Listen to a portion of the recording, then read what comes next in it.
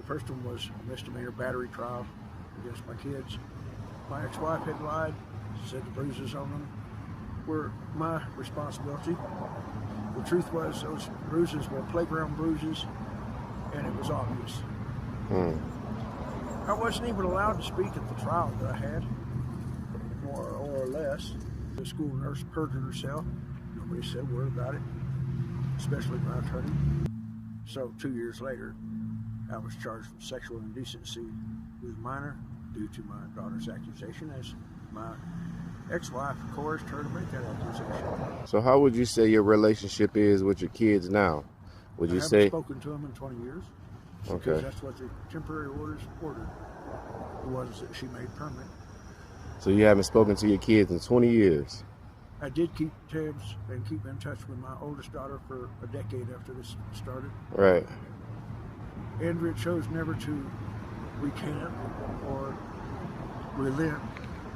And as a result, my ex-wife has now programmed the kids to hate me. And I am powerless, feel powerless to do anything about it. Right. What keeps you going when life feels unfair? I don't know. I honestly can't answer that one. All I know is I try. That's understandable. I do a lot of reminiscing. The others like to hear me. It's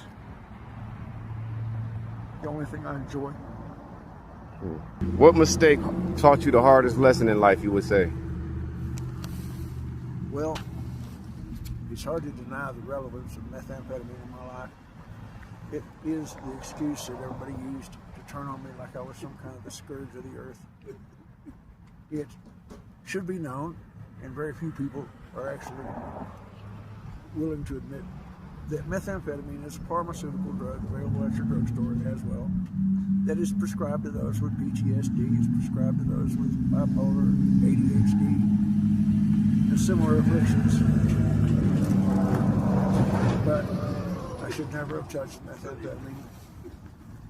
It is not just in any way to use methamphetamine as the excuse to cancel my entire life.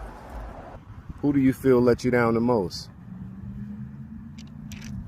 My ex-wife let me down, but the courts are definitely the responsible party.